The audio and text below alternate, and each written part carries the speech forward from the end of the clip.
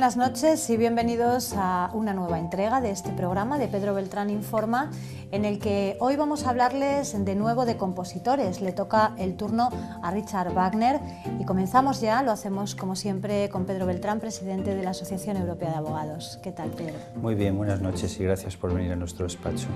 Gracias a vosotros. Volvemos a los compositores, retomamos esta línea más cultural del programa. Y si te parece, Pedro, a mí me gustaría, antes de hacer la mención que solemos hacer siempre a tu corbata, que trata del tema que nos ocupa hoy, me gustaría que comenzáramos hablando de las películas que has traído, que has preparado hoy para hablar de Wagner. Sí, tenemos hoy un programa sobre la vida de Wagner, haremos un programa la semana próxima sobre la obra de Wagner, entonces he traído hoy películas relativas a su vida. Y la semana próxima hablaremos de películas que tienen la obra de Wagner de cine o óperas filmadas. En primer lugar, esta película, que es de amplísima recomendación, que es con Richard Burton haciendo de Wagner y Vanessa Redgrave haciendo de la última esposa de Wagner, de Cosima. Es una película muy larga, dura casi 9 horas. En España se emitió como serie de televisión por capítulos, fue presentada en el Festival de Venecia y esta es la versión cine, es decir, no con episodios, sino simplemente la película extensa. Una película muy bien hecha, una de las mejores películas sobre compositores y tan grandísima como lo es la obra de Wagner. Es una película que realmente aconsejo mucho ver a los telespectadores. Esta segunda película es del año 1955, es otra película biográfica sobre Wagner, mucho más clásica y también muy interesante. Y esta es una película sobre la familia de Wagner, del mismo autor que la primera que hemos exhibido, Tony Palmer.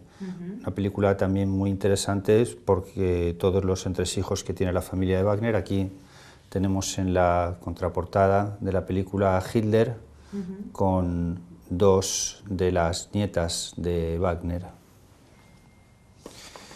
Y seguimos con una película de Stephen Fry, es conocido actor inglés, que grabó esta película sobre su relación con Wagner, ya que es un fanático de Wagner.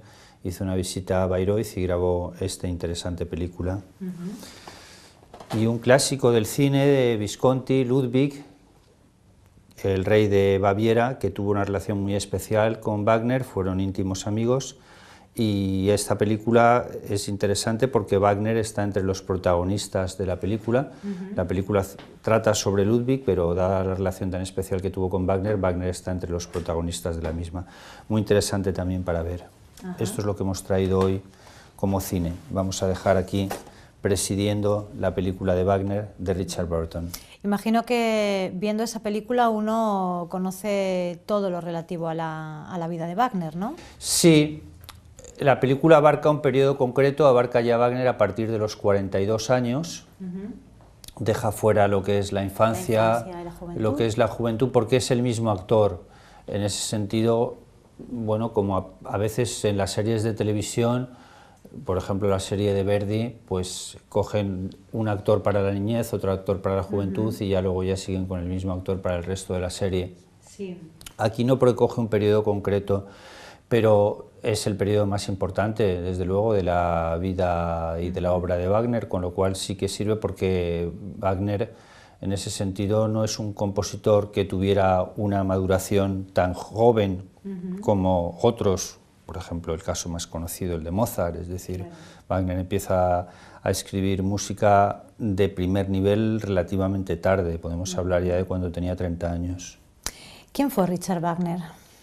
Richard Wagner es uno de los compositores más importantes de la historia, es un compositor esencial en todo lo que es la ópera alemana, que escribía sus propios libretos, hacía los propios textos de sus óperas, lo cual es una novedad porque hasta entonces eso no ocurría así, había una persona que hacía el texto y otra persona que hacía la música, y él se dedicó esencialmente a escribir óperas.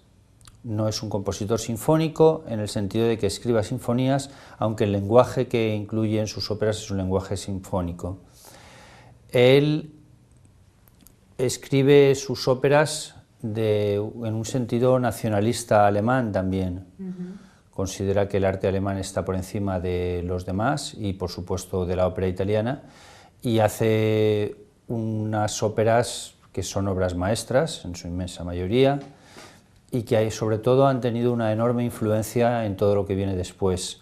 Wagner es el precursor de Mahler, es el precursor de Bruckner, y ha tenido numerosos seguidores, y es uno de los compositores más populares de ópera que existen. Desde luego en la ópera alemana el que más.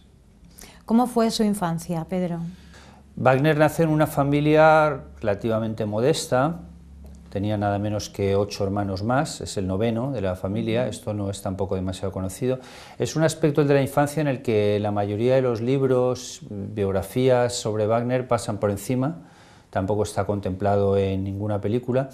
Y una curiosidad es que su padre murió cuando él tenía 6 meses, y esto hace que no esté totalmente claro quién fuera su padre realmente con seguridad, porque la madre se casa con otra persona inmediatamente, y esta otra persona, que no se llama Wagner y que al parecer era judío, aunque tampoco está totalmente claro, Wagner era antijudío, pues esa otra persona es la que ejerce realmente las funciones de padre, y esa paternidad dudosa viene, pues sí, por un embarazo al final de un matrimonio que la otra persona era el amante.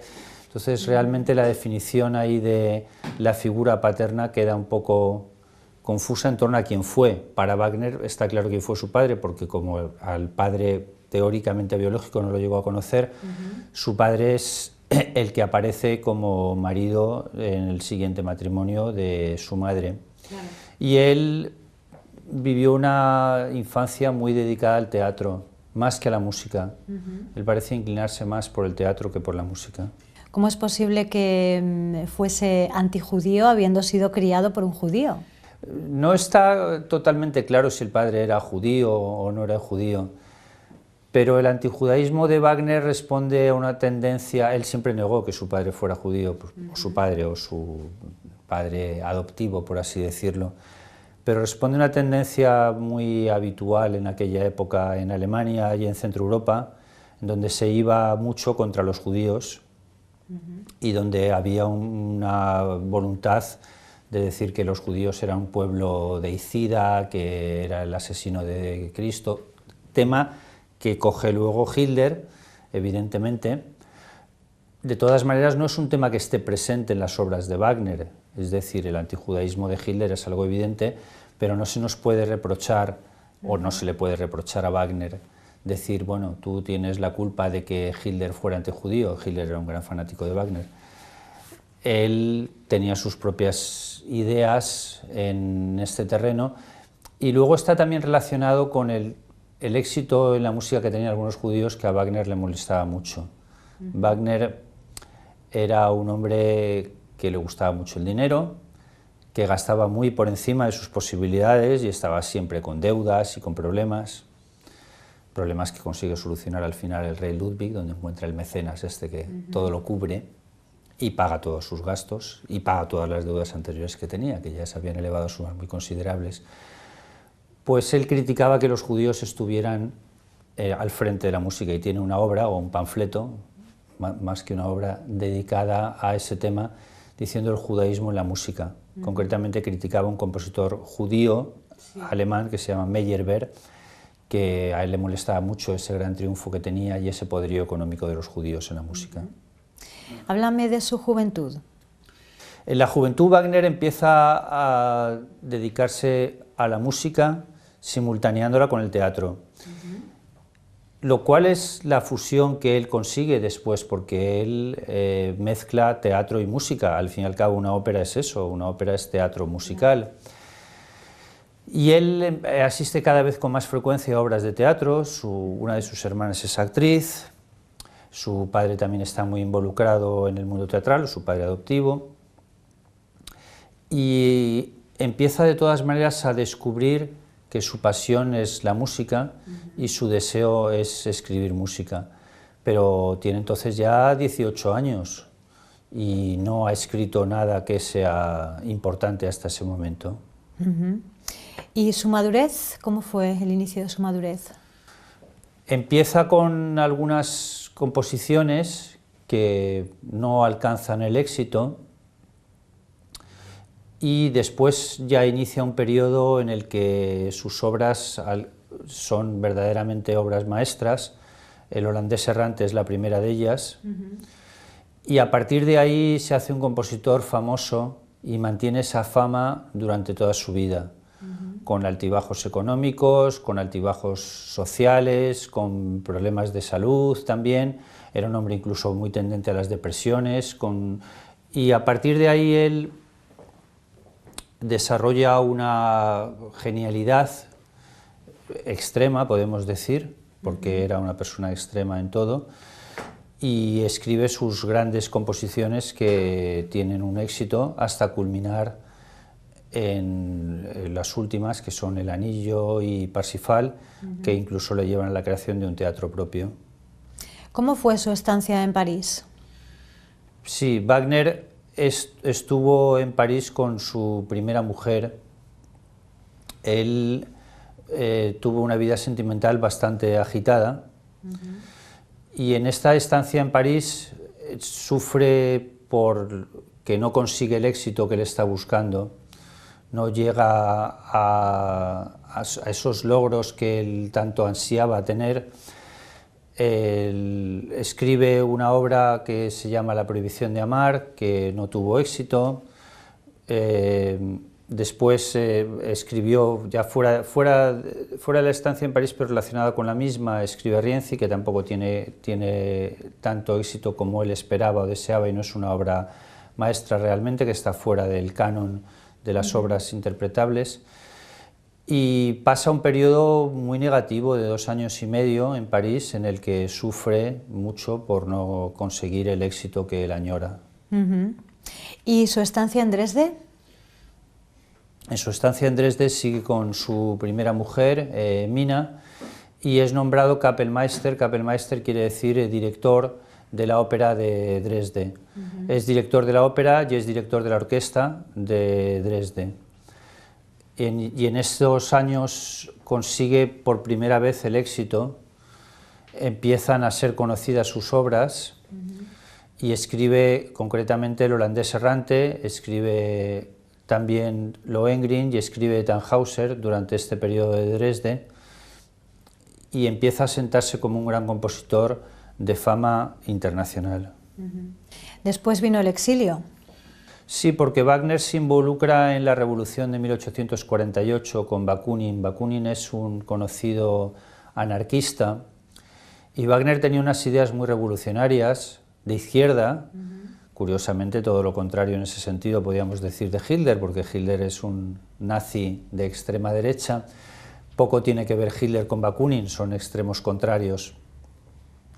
Y estando en la cúspide de su prestigio social, está siendo el compositor y músico más conocido de Dresde, no se le ocurre otra cosa que meterse en una revolución de izquierdas para derrocar a su patrocinador, el príncipe de Dresde, y con la idea de la fundación de una Alemania unida, pero una Alemania unida de izquierdas. Pues bien, Wagner participa en la revolución es un fracaso total, y después de esa revolución que fracasa, Wagner se ve obligado a exiliarse nada menos que durante 12 años y se va a vivir a Zúrich, en Suiza, porque no puede entrar en Alemania, tiene prohibida la entrada en Alemania. ¿Cómo fue su relación con las mujeres? Wagner tiene una relación muy conflictiva con las mujeres, conflictiva en el sentido de que su vida sentimental fue bastante animada. Hay 3 mujeres principales que destacan sobre todas las demás. La primera mujer se llamaba Mina, era una actriz, y como tal actriz, Wagner queda seducido por ella, inician una relación sentimental, se acaban casando, y ella no comprendía el arte de Wagner. A ella solo le interesaba la comodidad que le proporcionaba Dresde, consideraba que ahí tenía un puesto, un sueldo, y no entendía esas grandes ambiciones de Wagner de ir hacia obras muchísimo más complejas, y desde luego se negaba completamente a la participación de Wagner en la revolución. Cuando empieza la revolución y Wagner quiere participar, le encierra dentro de su cuarto, le cierra con llave por fuera. Wagner acaba saltando desde varios pisos por la ventana para irse a luchar, y tuvieron una relación no demasiado buena que acabó con un divorcio impulsado por el propio Wagner, cuando, como suele ocurrir en estos casos, aparece otra mujer que se llama Matilde, concretamente Matilde Wesendonck, que es la inspiradora de Tristán y Isolda, el gran poema operístico romántico de Wagner, y también la inspiradora del acto primero de la Valquiria, que lo pone Wagner como dedicado a Matilde. Esta mujer estaba casada con un comerciante muy rico de Zúrich. El comerciante ofreció a Wagner su casa, le dio su apoyo económico, y Wagner pues... ¿Se llevó también a su mujer? Se llevó también a su mujer, sí. Bueno. Lo que pasa es que la mujer no se atrevió a formalizar la relación con Wagner. Me refiero que no se atrevió a dejar a su marido, y era uno de los hombres más ricos de Europa, a dejar a su marido por Wagner y a dedicarse a una vida, pues, de aventura. Más bohemia, ¿no? Más bohemia, digamos. De aventura más bohemia. Con lo cual, aquella relación se acabó rompiendo, y es ella la que no la quiso continuar. Y a continuación Wagner hace otra sustracción, por así decirlo, porque se va con la mujer de su mejor amigo, y no solo de su mejor amigo, sino también patrocinador, director, porque era el director de orquesta, se llama Hans von Bülow, primer director de la Filarmónica de Berlín, el que dirigía las óperas de Wagner habitualmente, el que dirigía los estrenos, y el que colaboraba estrechamente con Wagner en la difusión y producción de esas obras, haciendo un gran trabajo. Pues su mujer se llamaba Cosima, mucho más joven que Wagner. A Wagner le buscaban siempre las mujeres mucho más jóvenes que él, tenía 25 años de diferencia de edad, y Cosima queda fascinada por Wagner. Cosima era hija de Liszt, de Franz Liszt, de este conocido compositor. Pues Cosima queda fascinada por Wagner desde que tenían 16 años. Hay una escena muy curiosa en esta película de Wagner con Richard Burton, una escena en la que aparecen las tres mujeres, pero no es una escena que no ocurriera en la realidad, sino que es una escena real. Sí. Están sus tres mujeres, las tres mujeres de su vida, juntas en la misma habitación, cuando Wagner está leyendo el texto del anillo del Nibelungo, en una de sus partes, y están las tres. ¿Por qué están las tres? Porque Wagner todavía está casado con la primera, porque ya es amante de la segunda, de Matilde. Bueno, no llegó a casarse con Matilde, pero podemos considerarla la segunda mujer. Y la tercera tiene solamente 16 años, Cosima, pero está allí porque ha ido con Bülow, con el que se va a casar, y ha ido Bülow ha ido a visitar a Wagner, y están las tres en la misma habitación. Entonces Wagner se pone a recitar su poema, y están Cosima y Matilde pues llorando, emocionadas, muy interesadas por lo que está viendo. Mina, que no entiende nada y que no comprende ni por qué las otras lloran ni nada, pero es una escena digna de cualquier película o de cualquier guionista, porque tener a las tres mujeres de tu vida en lo que van a ser, y a partir prácticamente de ese momento Mina deja de estar, Matilde ya tenía el papel protagonista en realidad, y después, cuando Matilde se retira y decide no correr riesgos innecesarios, pues entra totalmente en la vida Cosima, hasta el punto de que, estando casado con Bülow, Cosima tiene hijos que son de Wagner. Es decir, que esto se lo ocultan a Bülow, pero al final dos de los hijos está claro que eran hijos del propio Wagner y no habían sido hijos de Bülow. Vaya. Bueno, aparte de estos hijos, ¿tuvo alguno más? No, los que tuvo con Cosima. Los que tuvo con Cosima. Los tuvo con Cosima. Bueno, Wagner tiene una familia muy compleja que sigue apareciendo en la prensa alemana todavía hoy. Sí. Sí, porque No es frecuente en los compositores. Muchos compositores se han extinguido porque simplemente no tuvieron hijos o porque tuvieron hijos intrascendentes. Mozart, que tuvo 2 pero que no tuvieron importancia a efectos de la música y que luego no tuvieron herederos, no tuvieron hijos, con lo cual pues no siguió. Beethoven no llegó a tener hijos, Brahms no tuvo hijos, Mahler tampoco tuvo hijos, Brunner tampoco, varios de ellos ni siquiera se casaron. Sin embargo, en el caso de Wagner, con su vida sentimental agitada, pues Wagner tuvo hijos y además los hijos tuvieron hijos.